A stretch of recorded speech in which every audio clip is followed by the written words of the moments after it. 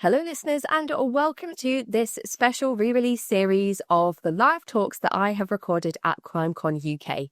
As we are so close to the event in London now on the 7th and 8th of June 2025, I thought it would be a great opportunity to re-upload the talks that I've done previously at this event. For those of you that have been tuning in for a while, these talks might be familiar to you, but for those who are new to the show, here is a taste of what you can expect from Crimecon UK across the weekend in London.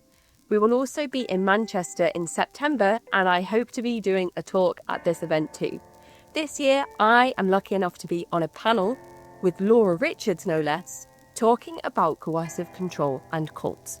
You can buy your tickets at crimecon.co.uk and use the code CULT, C-U-L-T, at the checkout for 10% off your tickets. Patrons also receive a 15% discount code, which you can contact me for directly. Crimecon UK, sponsored by True Crime, is the UK's biggest true crime event, advocating for survivors, victims, and policy change in the UK. I really can't wait for this weekend, and I hope to see you there. I hope you enjoy these re-uploads and get in touch, let me know what you think and if you'll be there for the weekend. Hello, listeners, and welcome to this extra special episode coming to you from Glasgow's very swanky Big Light recording studio. A massive thank you to Brian, Fiona, and the Big Light team for having us ahead of tomorrow's Crimecon.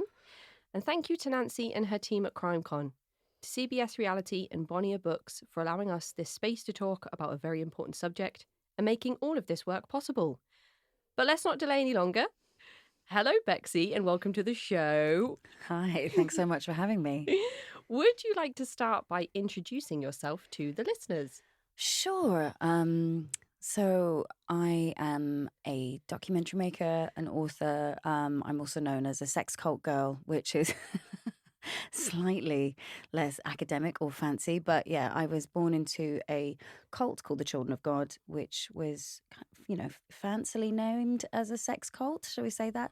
One of those ones from the 70s where kind of anything went and then went really horribly wrong. So, yeah, I became a documentary maker mainly because I wanted to get into that topic, but into many more after that. And that's why I'm here today. You are a woman that wears many hats. You've just completed a postgraduate course, which is a huge and excellent achievement. And you've also been doing work with Alexandra Stain and Rankin for the Family Survival Trust, I believe. How does that all come together?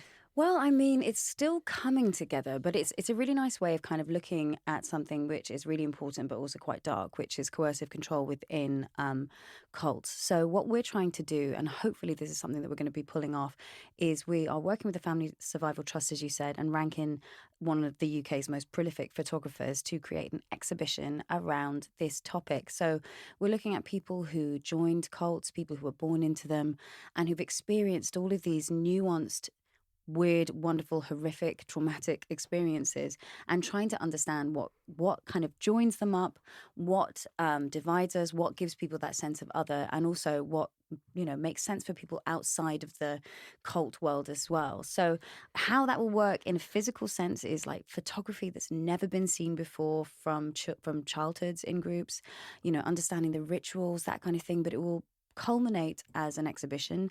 And then hopefully what we're trying to do is actually get legislation changed in the UK for how cults and coercive control works within the UK, because I think it's really easy to get kind of distracted, if you like, by cults because they are so weird and sensationalist, and they have things like exorcisms and bizarre beliefs and really bad outfits a lot of the time. So you can get distracted by that without actually realizing what is the thing at the nucleus of this that is actually really dangerous. And sometimes it's not the beliefs at all, it's just something much more simple, which is people trying to control you. That sounds like such an incredible and exciting project. And I love how you've just talked about the nucleus of the issue. I talk about this sometimes in my lengthy episodes, interviews with people that are 2 to 3 hours long, which unfortunately we don't have today. And a lot of the time, the reason the episodes are so long is because to understand one major part of a person's experience, whether that be something like being branded or being physically imprisoned in a room or something, to understand that particular experience, you have to look at the whole picture and say, how did we get to this point? And I think that that's a really difficult thing to try and translate to wider society. And it's definitely a journey that I'm still on. And there are things that I am learning today about the children of God, despite reading multiple memoirs and interviewing various individuals who have had experiences within that group. So would you like to start us off with a sort of overview and timeline of the children of God? Yeah, I mean, it's really difficult with the children of God because I think with a lot of cults, they become known for one thing. And I think if you look at the children of God, the thing that they're known for is the sexual practices and beliefs. So they had a practice called flirty fishing, which was basically sending the mums out to prostitute themselves. I don't like to use the words kind of sex worker. It doesn't feel right when it's more akin to human trafficking, which is where it was in that exploitative nature. So it doesn't have that same kind of sense of agency. And I know I'm kind of muddying the waters a little bit, but so those are the things that it's known for. It was known for sanctioning sex with children, paedophilia, and known for the prostitution of the mothers in the name of Jesus. So quite wild beliefs, if you like, and quite dangerous, deviant, exploitative beliefs. But how it started out, and in the same way that if we were going to look at coercive control in relationships, nobody starts out by dating a bastard, pardon my French. But you start out by dating somebody that's quite nice, and then slowly but surely it starts to become something else when you're in that kind of controlling relationship. And I think that cults are very similar. So my parents, when they joined in 1972, and it was, the Jesus freak revolution that was sweeping across the States. It was flower power. It was the riots. It was Vietnam War. Society was in a position where probably not too dissimilar for now. Everyone was kind of scared, and the politicians were lying to everyone, which no surprise. But it was a very fearful time, and a lot of people were wondering, how are we going to actually get through this? And is nuclear war just about to happen? And a lot of people were saying, "Stop the world! I want to get off." My parents were included with that. So, I look at that time period and I see the cult that was then. And if you look at the photographs of early children of God, they all look really cool. They look like hipsters. They look like bands. They have long hair. They have quite, awesome outfits. They're all young. And you can imagine if you were of that time period, like David Berg was in his, I think, like late 50s, early 60s at the time, but he was sending his kids out to recruit. He started off by making peanut butter sandwiches in Huntington Beach and like recruiting that way, but he was doing it with the help of his teenage young adult children. So in that kind of, drawing kind of similarities from the kind of Epstein type thing where you use younger people to be your recruitment people. So I think that like at that time period, I can understand why people did join. It was a revolution for Jesus and it was dramatic and it was powerful. But how quickly it turned from that into something which was really dark and dangerous and deviant and wasn't about a revolution for Jesus and definitely wasn't just about, being counterculture. I mean, it was the space of like 4 years. So by the time that 1974 rolled around, he was already like flirty fishing had already started in earnest. And and I think that Child Bride, which was his big kind of decree on what you could, sexual abuse of children, which was being sanctioned by him and also documented by him. I mean, the Children of God essentially created a handbook for how to molest children, printed with photographs, and gave it to their followers. So my parents had been in the group for 4 years by that point. So you might sit and think to yourself, how did you get from being in this wild hippie cult to something where you were actually physically handed this book in black and white that I read as a child growing up and not understand how completely messed up this was? And when we talk about things like conditioning and brainwashing and stuff like that, and I don't like the term brainwashing because I think it kind of eradicates people of some of the agency that they might have had in situations and also of the responsibility that they should have had in situations. I think that conditioning is something that is really prevalent within cults.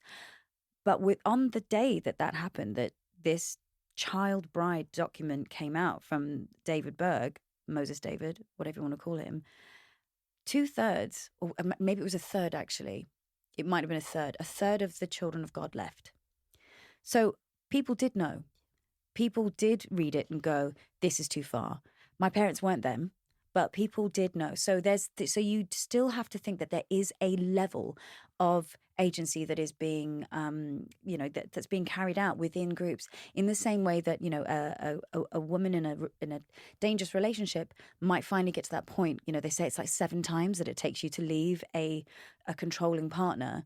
And there's something that will make you go, this is too much. Maybe the abuse turns to the children, but something which turns the light on for you. So, yeah, it's unfortunate it didn't work out like that for my parents, but I do find it quite shocking, even as someone who grew up in that group, to see how quickly that happened. It wasn't decades, it was a matter of 4 to 6 years. And as somebody that grew up in that environment, there's still that need and want to understand how that happened. And I think that is something that individuals that haven't experienced cults want to do as well, want to understand, how do you go from A to B and why do people stay? But the really tricky thing, which you've mentioned in everything you just said so wonderfully, is the convoluted stuff that comes with moral injury, personal responsibility, and things like coercive control and conditioning. How much blame is to be put on first generation individuals and people that join certain groups, and how much of it should be looked at and inspected through the lens of coercive control. And I really appreciated the parts in your book where you were trying to work through all of those things and understand, you know, your parents' decisions and why they did or didn't do certain things. So I don't know if there's a way you've managed to look at those two things, or whether you can't really pull them apart. I mean, it's a really difficult thing because you want to look at things from multiple angles, but you have to accept the fact that you contain multitudes within you. I contained I contained a child within me who was traumatized by my parents. I contain an adult within me who understands how the structures of cults work and how they break down family dynamics, and how there is no family dynamic within the cult because the cult itself is the family. And once you start getting into the kind of muddy waters of that, you can always find a way to turn everybody into a victim within these groups. However, there is people who made the decision to be there, and there are people who were born into it, and there are people who are vulnerable, and there are people who were definitely, like I call my father, a career cultist, which I don't know if it's an actual term, but I kind of love it. It where, is now. where, they essentially join something, they see a kind of real route to power within it, and how they can kind of become quite, exploit it for themselves, where there are other people who are just being completely exploited within these groups. So I think that there are nuances. And, a lot of people say things like, well, your mother, for example, she was a victim. She was, to a point. But there was also a point where she wasn't. There's a point where my parents became, and this also kind of complicates it, but my parents became the PR face for the children of God within the United Kingdom and Europe. So when I think about, when people ask me big questions like, have you forgiven your parents? There is a part of me that it's not up to me to forgive two people who allowed the sexual abuse and physical abuse and psychological abuse of thousands of children within Europe and within Europe at that time, to go under the radar. I can't forgive that because it's not for me to forgive. I can forgive them for what they specifically did to me. But their sins, if you like, if we're going to get biblical, which why not? We're here now. Their sins are so much greater than what happened to me. So, I can be like, yeah, mom and dad, I forgive you. I would be saying that for myself, not for them, if we're being honest. But what they did and how they managed to put this kind of polite, kind of like British accented face onto a group that was doing horrific things, and they're still in it now, it becomes very muddy. When do we start calling somebody going from being a victim to being the exploiter? And we can look at this again. It's through the lenses that aren't anything to do with cults. We can look at it again, Epstein. We can look at it again, like R. Kelly. We can look at it across the board with people where the victims were also became the exploiters at some point. So it is complicated, but if we want to make it really simple, and I like to, the simple terms for me are always, if you're a child and you didn't have a choice and you didn't make the decision to be there, then you're the one that needs to be protected. If you as an adult had that autonomous moment and that decision, and you gave yourself that, that there was enlightenment and purpose, good for you. Believe what you want. But if a child is being harmed, within the makings of your belief, then not on my watch. Yeah. No, ma'am. So for me, that's when it becomes a bit more simple. But yeah, it is a complicated topic for sure.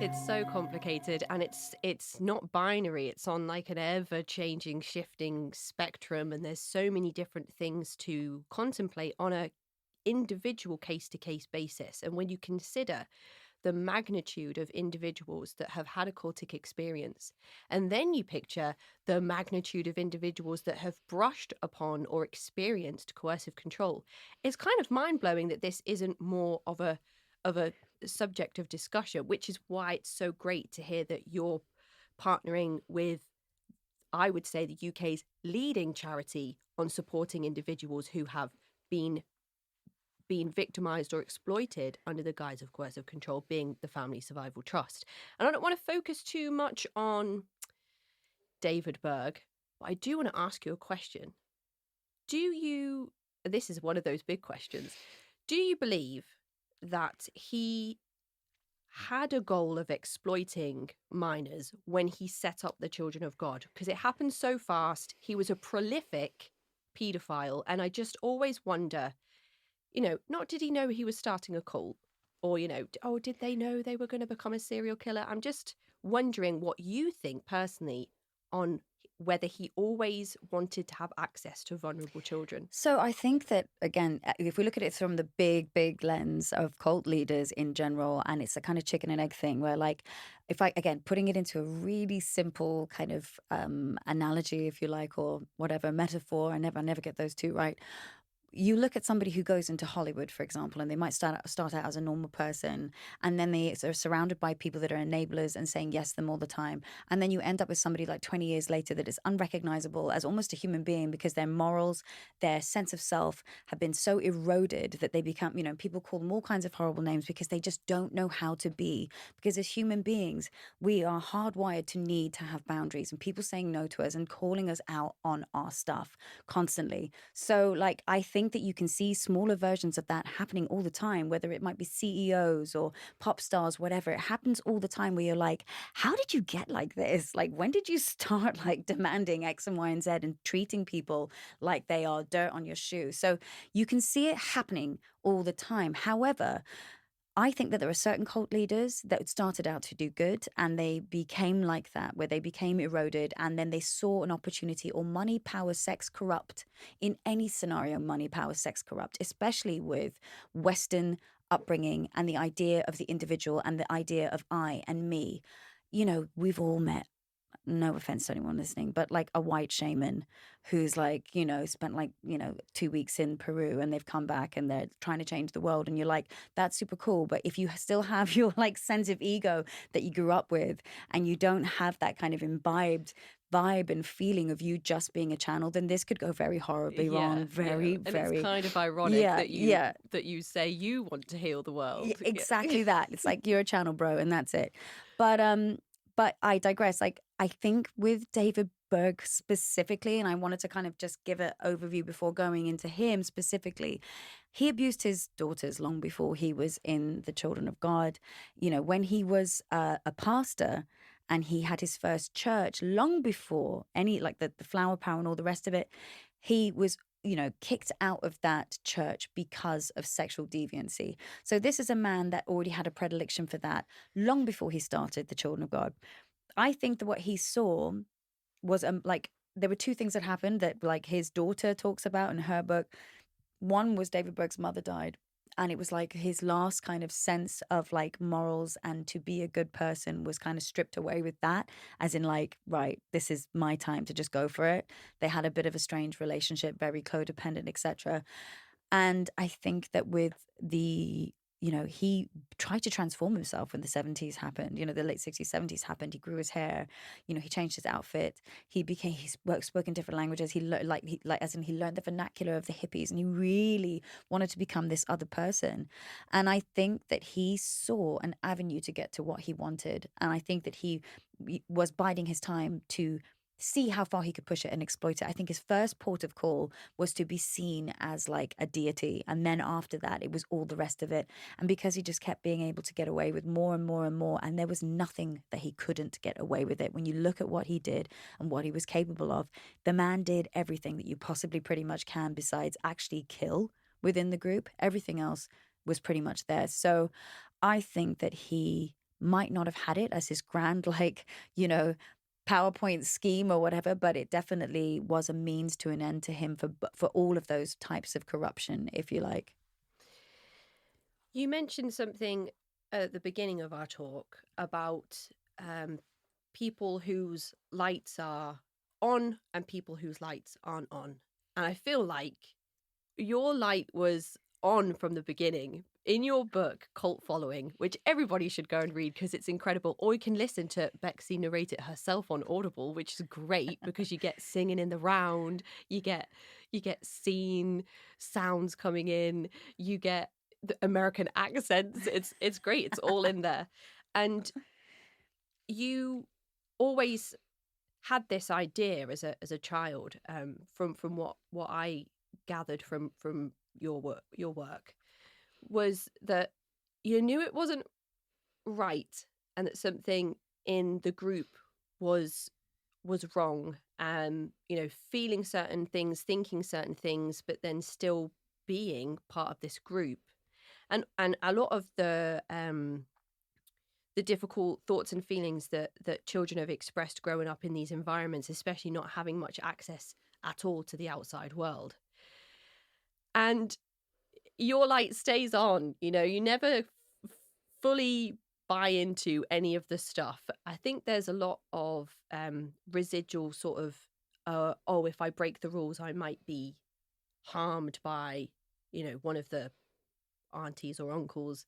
But there's not really, you're biding your time until you can leave, basically. Yeah, definitely after like the age of like 9, 10, for sure. It was like that. And I think a lot of that credit needs to go to kind of having older siblings. Like, I don't know if you're familiar with the kind of Alice Miller psychology around like children and the benevolent witness, right? Where like the difference between somebody growing up who's in an abusive environment that can be completely normal-ish, let's not say completely, that's again a big term, and somebody that might turn out to have sociopathic tendencies or really violent or the rest of it, is having a benevolent witness in your corner, somebody that is telling you that what's happening to you isn't right. And if you don't have that, then you might start to believe that what's happening to you, whether it's psychological, physical, or sexual abuse, is actually okay.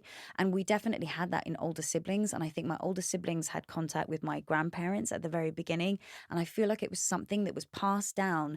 I don't want to say through generations. It was only like, 6 years between us, 9 years between us. But it was something that was imbibed in then and then was given to us. And I'll be eternally grateful for that, because a lot of kids didn't have it and didn't realize that potentially what was happening wasn't okay. But I do think that children are actually born with that natural belief that to understand from just a primal perspective whether something is all right for them or not. Like, is this hug for me or is that hug for you? That doesn't mean we're still not going to trust the person that's harming us. We see that all the time with child abuse cases, where kids are still completely trusting a parent that's putting cigarettes out on them, for example, and stuff like that. So there's a duality for sure. There's a double bind to it for sure.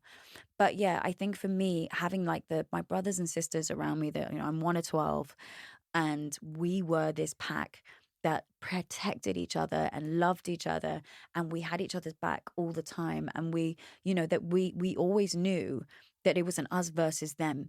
It wasn't like, even in an environment where they were trying to break down the family. And if you've read the book and turn us against each other and like constantly having us grass on each other, snitch on each other, whatever the word you want to use is, and how somehow we still always knew that the love was there.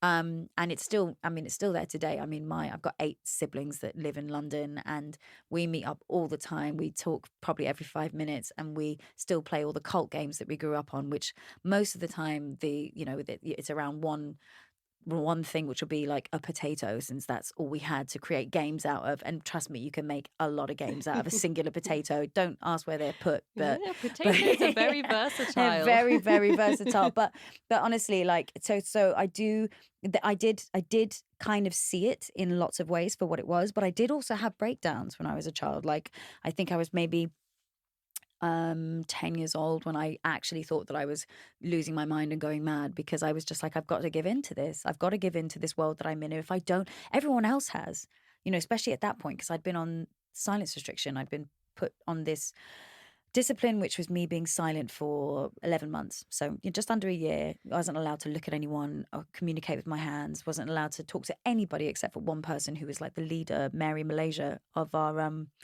of the group at that point. So at that point, I really did lose my mind, to the point where I was like, I've got to give in, and I need to figure out a way to just start towing the line, because I can't continue to fight against this. I mean, I was a baby when you think about it like that. That's a kid. It's not even a teenager. So there were points when I look back that were really, really scary, and I did lose my way, because how could I not? I didn't have enough outside contact or understanding to realize that what I was essentially being sold was a big, giant, steaming pile of crap. And I love the parts where you have those moments of clarity and you think, this is exactly what you just said it was.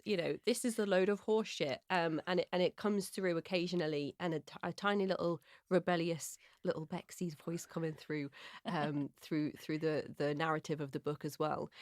And the work that you've done around documentary making, filmmaking, since your escape and exit from the Children of God, has taken on a role of understanding, discovering, investigation work into various other cults.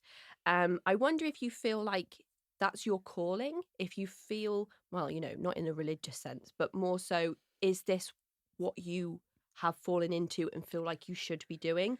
Or is it something that people keep coming to you saying, Bexy, we need you on this? It's an interesting one, actually, because like when I first left, I left when I was 15, and when I only started doing this work and this kind of investigative stuff because I spent the first 10 years of being out of the Children of God completely pretending it hadn't happened and never speaking about it. And I had invented this entire other kind of like reality for myself, and I abandoned it, and nobody knew. None of my friends knew. Like by the time I was 27 years old, and I was, I was already the creative director. I was like running around, getting wasted the whole time, living what I thought was a really good life. And it's the minute I would go to sleep or close my eyes, I was literally right back in the cult. I was right back at the fires of Armageddon, and I could not escape it. And it was only because of the fact that I knew that I couldn't shake it off that I actually had to start facing it. So I think that, there's that saying like, deal with your shit before your shit deals with you. And it was really a case of that, where I was like, I didn't want to get into it. And I definitely did not want to get into my parents and that whole mess and be like, oh, let's dig around in the past. If I could have left it and never seen it again, that would have been amazing. But just stuff doesn't work out like that. Trauma that isn't dealt with turns into some pretty hideous stuff. So I started just by trying to understand a bit more about myself to begin with. Like, why did I leave? What were the big moments for me? And then it was like, actually, I don't want to look at my parents, and I don't want to look at the Children of God. Like, I didn't want to look at any of that because it was my life. I knew enough about it.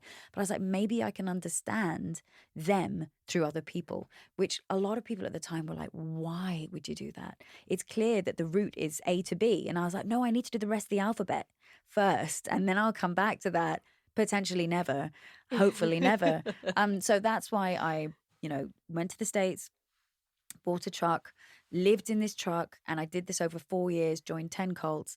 And during that time, I was like living in everything from like Armageddonist cults to, the ones to like trying to get into ones that channel aliens to, people that think they can heal you with their penis, which I think is probably most cult leaders, Yep. whether they say that or not. If I had a nickel for every time I heard that one. But yeah, so I really just wanted to understand what it was that combined them, and people at the time were like, you're trying to re-traumatize yourself. And I didn't believe that, but of course I did actually re-traumatize myself in lots of ways. But I also did have 15 years worth of being in a cult that was actually really good experience for me, being able to split into two entirely different people, one external, one internal, which I know we all do. We all experience things in multiple versions of ourselves in each second that we're alive. But to have that as kind of an experience, I was worried about myself before I went. And actually, once I was out there, I realized that I was okay, but it didn't make it easy and it didn't make it any less scary, but it did make it feel worthwhile to do what I was doing. And I think when I look back on it, like it's really helped me understand. But one of the biggest things that I would say that I've kind of gained out of it is I had like some of the kids that I met when I was in Rose Creek who were, you know, 8, 10, 12 at the time, get in touch with me. Was it last year? Maybe last year, like just one of them Instagrammed me and they were Wow. like, your visit, and like this is their words, I'm not going to try and take responsibility for it, but they were like, your visit has kind of changed the trajectory of our lives, because when you came and stayed with us, our mom was going, why are we being told to change our children's behavior because there's essentially a reporter here, a documentary maker here, and they were pretending to do school and they were pretending like that they had this entirely different life. And she saw this facade, and we talked about a light switching on, and that was her moment where her light switched on. And these kids said to me that after we left, they'd like broken into one of the adults' offices and got on their computer and tried to contact us. And there was this whole thing where they were like, I was in bits in my living room, like with Paz, my husband, and I was just like talking to her on Instagram, and she was just like, with like my mom left, she started up her own company. Oh There's my five gosh. five kids. My mom left, she started up her own company. I'm doing my GED, this, that, and the other. And I was just bawling my eyes out, just being like, and I'm not saying that she wouldn't have had that moment if we weren't there. I cannot take responsibility for what that woman has done, which I think is actually amazing. Like, she left her husband, she was in a really vulnerable position. I mean, she had little kids, Oh 5 of my them, all, gosh. and to go out and just be like, no, not anymore. I'm gonna, take them all out. I mean, honestly, like I get goosebumps thinking about it now, just because, that for me was one of those moments where I was like, if that is the only thing that's happened because of this journey, then it was worth it. Like, Yeah. completely worth it. Absolutely. That is such an incredible and really kind of emotional, invoking story. I can't imagine how it must have felt for you to receive those Instagram messages. And I think it just goes to show that the work that is happening around cult awareness and cult education, it's making waves, it's making changes. More of it needs to happen. We've got incredible voices at the forefront of that, Bexy being one of them. And I am so thankful for you coming to join me this weekend to speak to people about the subject of cults, coercive control, and hopefully we sell out all the copies of your book. And then loads of people that are listening now head over to Audible and get an ebook version. So before we finish today, I just wanted to say again a massive thank you to Brian and Fiona for letting us use this space at the Big Light Studios. Very swanky Oh, here, it's so isn't fancy. it? I've never heard myself like this I before. know, So I'm normally recording under a duvet, so this is really fancy. and tomorrow we will be on the big stage speaking to everybody in a bit more detail about Bexy's experiences, your life, your work, your documentary, your book, and all the creative ventures that you've been on and will continue to be on far past our conversation tomorrow. I am so excited for this weekend. Oh, thank you. So am I. Thanks, Casey. That is the end of this week's bonus episode with Bexy Cameron, survivor of the Children of God. To find a copy of Bexy's memoir Cult Following, you can follow the links in the episode description. For tickets to Crimecon UK 2024, you can also follow the links in the episode description. To get in touch with me, you can find me at cultvaultpodcast@gmail.com or follow me on Twitter and Instagram at cultvaultpod. I'm your speaker, Casey, host of the Cult Vault podcast.